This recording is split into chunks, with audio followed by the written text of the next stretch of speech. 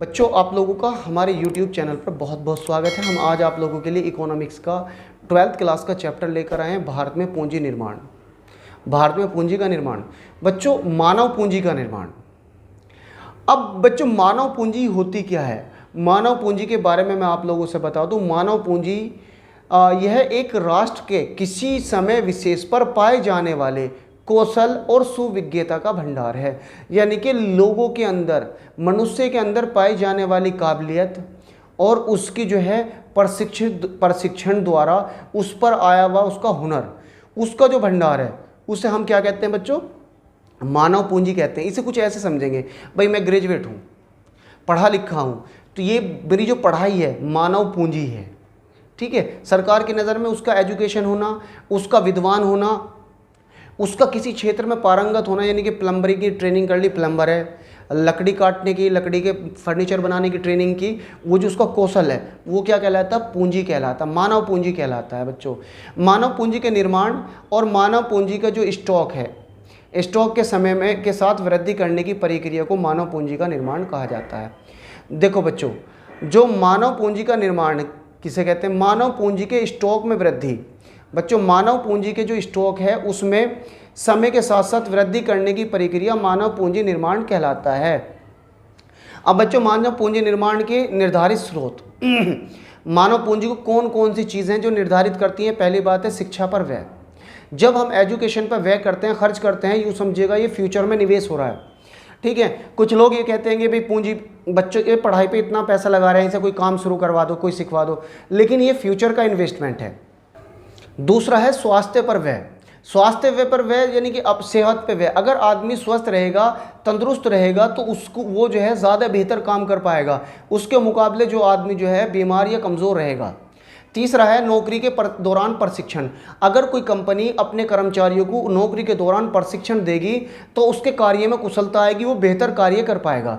कुछ लोग ऐसा काम करते हैं, कंपनी ने अपने कर्मचारियों को ले लिया और उनसे काम करवाओगे, उनकी कोई ट्रेनिंग नहीं देते। अगर वो ट्रेनिंग देंगे तो अच्छे से काम कर पाएंगे, उनके कौशल में वृद्धि होगी। वयस्कों के अध्ययन कार्यक्रम को चलाना, यानी कि प्रौढ़ शिक्षा जैसे कार्यक्रम को चलाना, जिससे कि जो लोग पढ़ नहीं पाए हैं, एनजीओ या कोई ऐसे गवर्नमेंट संस्थान आगे आएँ और वो जो हैं ऐसे लोगों को पढ़ाएं जो लोग बूढ़े हो चुके या अपनी उम्र की एक सीमा पार कर चुके। अब ऐसे में वो कैसे बहुत ज़्यादा मदद कर सकते हैं? अखबार पढ़ेंगे, अखबार की नॉलेज उन्हें होगी, अपने बच्चों को समझाएंगे, किताबें पढ़ेंगे, नई नई नॉलेज उन्हें मिलेगी, तो उनके विचारों में भी विविधता आएगी और विचार भी उनके अच्छे होंगे। दूसरा स्थानांतरण। बच्चों लोगों को एक जगह से दूसरी जगह भी घूमने जाना चाहिए। एक जगह से दूसरी जगह जाने पर भी व्यक्ति को बहुत सारी नॉलेज मिलती है और उसके कौशल में वृद्धि होती है। अगर कोई आदमी किसी देहात विशेष में ही रहता है या किसी शहर में ही रहता है तो उसे सिर्फ अपने शहर की जानकारी होगी, और जब वो दूसरे शहर में जाता है तो उसे होटल में रुकना, बसों को पकड़ना, उनसे पैसे लेने, वहाँ पर अपने को मेंटेन करना, अपने को सुरक्षित करना, तो ये बहुत सारी प्रक्रियाएं हैं जिनके द्वारा जो है वो अपने को वहाँ पर सुरक्षित या संरक्षित रख सकता है। ऐसे में क्या होगा? उसके कौशल में निरंतर सुधार होगा। फिर है सूचनाओं पर व्यय। सरकार को कोशिश ये करनी चाहिए कि सूचनाओं पर व्यय करे। सूचना मतलब इन्फॉर्मेशन पर खर्च करे। जब सूचनाएं ज़्यादातर लोगों के पास पहुँचेंगी, वो क्या है किसी भी क्षेत्र का हो, उन पर क्या होगा? उसका प्रभाव पड़ेगा। जैसे मतलब कृषि में कोई जीव, कृषि के क्षेत्र में कोई ऐसा बीज पैदा हो या बीज आए जिसकी क्वालिटी अच्छी हो, और जब लोगों को उसके बारे में पता चलेगा कि यार एक क्वालिटी बढ़िया है, तो वो क्या करेगा बच्चों? उसको जो है खरीदेगा और उसे बोएगा तो फसल का उत्पादन अच्छा होगा। इसी तरीके से कोई मशीन आए तो उसका भी प्रचार करना चाहिए। ज़्यादा से ज़्यादा प्रचार क्या होगा? लोगों में अवेयरनेस पैदा करेगा।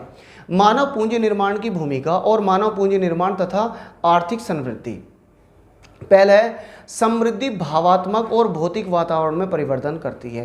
बच्चों सबसे पहली मैं बात आप लोगों को बता दूं, जब आदमी समृद्ध होता है, मालदार होता है, तो उसके भावों में भी चेंज हो जाता है, समझ गए? और भौतिक वातावरण उसका बदल जाता है। अच्छा मकान रहेगा, अच्छा कपड़ा पहनने का, अच्छा खाना पीना होगा, और यहाँ तक कि उसके चलने फिरने में भी फ़र्क आ जाएगा। और जब वो उसके जेब में पैसा नहीं होगा, अब देखिएगा आप, आपके जेब में पैसा है तो आप पकड़ के चलोगे भाई, है ना, मार्केट में कोई भी चीज़। लेकिन अगर आपकी जेब खाली है तो आप चुपके से निकलोगे, किसी दूसरी चीज़ों को देखोगे भी नहीं। क्यों? क्योंकि आपकी जो भावनाएं वो पहले से ये बता रही है कि भाई तेरे पास कुछ है तो है नहीं। अगर कुछ नहीं है और ऐसे में तुझे किसी को चीज़ देखेगा, तेरा मन ही वो होगा। फिर अब भौतिक पूंजी की उच्चतर उत्पादकता। अब बच्चों जब आर्थिक समृद्धि होगी और मानव पूंजी निर्माण का होगा तो जो भौतिक पूंजी है उसमें भी वृद्धि होगी। जब आदमी पैसा कमाएगा, शारीरिक तौर पर ज़हीन होगा और शारीरिक तौर पर मजबूत होगा, दिमागी तौर पर स्ट्रांग होगा, तो नए नए काम करेगा और उसके पास जो पूंजी निर्माण होगा, अब जगह खरीद सकता है, नई फैक्ट्री लगा सकता है, कंपनी लगा सकता है।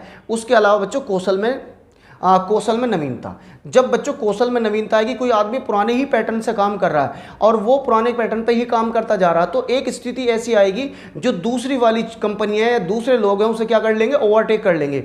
नहीं बच्चों, उसे क्या करेंगे, वो लोग ओवरटेक कर लेंगे और उसको अपने अंडर में ले लेंगे, क्योंकि पता चला कि वो तो पुराने पैटर्न से ही काम करता था। जैसे मान लो एसटीडी पीसीओ थी, जिन लोगों ने पीसीओ लगा रखी थी फिर वो एसटीडी में कन्वर्ट होगी, ठीक है। फिर उसके बाद जो वो साइबर कैफे में कन्वर्ट होगी। जो लोग एसटीडी के भरोसे ही रहे उन्होंने वो खत्म हो गया। वो उसके बाद जो साइबर कैफे में वो क्या कंप्यूटर रख लिए, चिप डाउनलोड करके देते थे, अब वो उसमें रहे तो चिप डाउनलोड होनी बंद होगी जियो आने के बाद। तो अगर किसी ने अपने को मेंटेन करके रखा तो वो आगे तक जाता है, जिसने मेंटेन नहीं करके रहा तो वो वहीं खत्म हो जाता है। तो कौशलता में नवीनता आनी जरूरी है। फिर है समानता और सहभागिता की उच्च दर। बच्चों जो समानता और सहभागिता की जो है दर जो है वो ऊंची होनी चाहिए। भारत में मानव पूंजी निर्माण की समस्या, पहली तो बच्चों भारत में बढ़ रही जनसंख्या, जिस हिसाब से भारत में जनसंख्या बढ़ रही है उस हिसाब से भारत में विकास नहीं हो रहा है। दूसरी चीज़ है प्रतिभा का पलायन, ये बहुत बड़ी समस्या है, ये जनसंख्या के बढ़ने से भी बड़ी समस्या है। जो हमारे यहाँ के टैलेंटेड लोग हैं, क्योंकि यहाँ पर ना तो इतना सम्मान मिलता ना इतना धन मिलता, नौकरी करने वालों को ना तो इतनी सैलरी मिलती, जिसके कारण भारत का जो टैलेंट है, जो टॉप के IITN हैं और जी IIM से जो MBA करे हुए हैं, वो सारे के सारे विदेशों में जाकर नौकरियां करते हैं, वहाँ करोड़ों में उन्हें सैलरी मिलती है, बढ़िया और रेस्पेक्टेड लाइफ जीते हैं, ठीक है। अब यहाँ से वो छोड़कर विदेश चले जाते हैं। अगर वो भारत के अंदर ही रहें तो वो तो इतने काबिल है कि यहीं पर रोज़गार पैदा कर देंगे, तो भारत में जो रोज़गार के जो है संसाधन है बढ़ेंगे।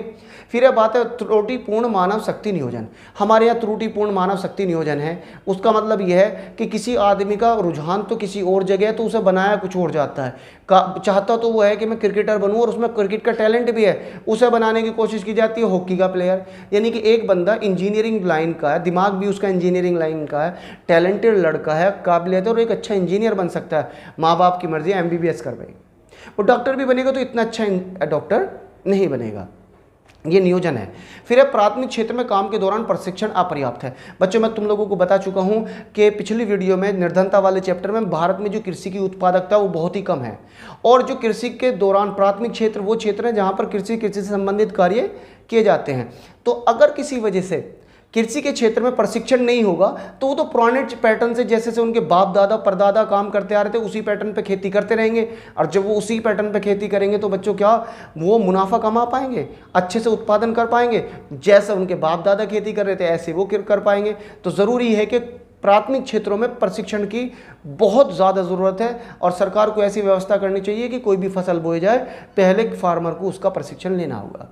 निम्न शैक्षिक मानक, हमारे यहाँ निम्न शैक्षिक मानक ये है 33% पे बच्चे को पास कर दिया जाता है। अब आप जब नौकरी के लिए जाओ तो 55% नंबर चाहिए, क्लास बदल दी 33% पे, आगे जो मेरिट लग रही है वो 60-70% पे लग रही है। तो बच्चों का क्या होगा, बच्चों के पहले ही मानक उच्च रखने चाहिए कि भाई अगर आपके 50% से पार जाओगे तभी आपको अगली क्लास में क्वालिफाई करा जाएगा। 33% में उसका रह गया, अरे यार कुछ भी ना 33 तो आ जाएंगे, 33 तो आ जाएंगे। अब वो 33 के चक्कर में ही रहता है, किसी भी तरीके से 33 आ जाए। तो ये मानक बहुत कमज़ोर हैं। अगर मानक स्ट्रॉन्ग नहीं होंगे तो उसका विकास तो होना नहीं है। फिर है शिक्षा मानव संसाधन विकास का एक आवश्यक तत्व है, तो इसीलिए सरकार को चाहिए कि शिक्षा के क्षेत्र में बहुत ज़्यादा निवेश करे।